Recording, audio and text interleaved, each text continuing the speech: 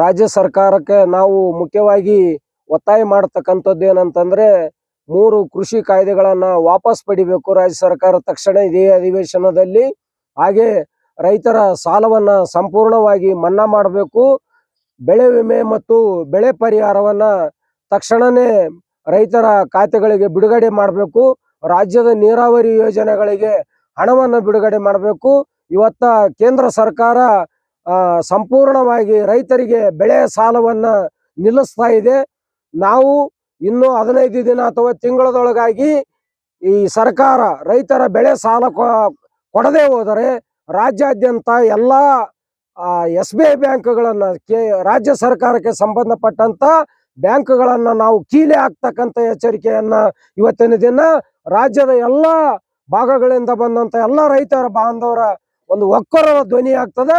ಮುಂದಿನ 15 ತಿಂಗಳದೊಳಗಾಗಿ ಕೇಂದ್ರ ಸರ್ಕಾರ ಬೆಳೆ ಸಾಲ ವಿತರಣೆ ಮಾಡಬೇಕು. ವಿತರಣೆ ಮಾಡದೇ ಇದ್ರೆ ಮುಂದಿನ ರೈಲು ರೋಕಗಳನ್ನ ಮಾಡಬೇಕಾಗ್ತದೆ ಅಂತೇಳಿ ನಾನು ಎಚ್ಚರಿಕೆಯನ್ನು ಕೊಡ್ತಾ ಇದ್ದೇನೆ. ಹಾಗೆ ಈಗಾಗಲೇ ರೈತರ ಸಾಲ ಮನ್ನಾವನ್ನ ನಾವು ಪ್ರತಿ ವರ್ಷ ಕೂಡ ಒತ್ತಾಯವನ್ನ ಮಾಡ್ತಾ ಬಂದಿದ್ದೀವಿ. ಆಂಧ್ರದ ತೆಲಂಗಾಣ ರಾಜ್ಯದಲ್ಲಿ ರೈತರಿಗೆ ಸಾಲ ಮನ್ನಾವನ್ನ ಘೋಷಣೆ ಮಾಡ್ತಾ ಇದೆ.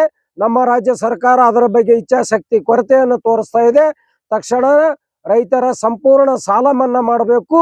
ಹಾಗೆ ಏನು ಈಗ ಬೆಳೆ ಪರಿಹಾರ ಎಲ್ಲ ಏನು ತಾರತಮ್ಯ ಮಾಡಿದ್ದಾರೆ, ಕೆಲವೊಂದು ಜಿಲ್ಲೆಗಳಲ್ಲಿ ಕೊಟ್ಟಿದ್ದಾರೆ ಮತ್ತು ಕೆಲವೊಂದು ಜಿಲ್ಲೆಗಳಲ್ಲಿ ಹಣ ಬಿಡುಗಡೆಯನ್ನ ಮಾಡ್ತಕ್ಕಂಥ ಕೆಲಸವನ್ನ ಮಾಡ್ತಾ ಇಲ್ಲ. ತಕ್ಷಣನೇ ರಾಜ್ಯ ಸರ್ಕಾರ ಹಣವನ್ನ ಬಿಡುಗಡೆಯನ್ನ ಮಾಡ್ತಾ ಕೆಲಸ ಮಾಡಬೇಕು.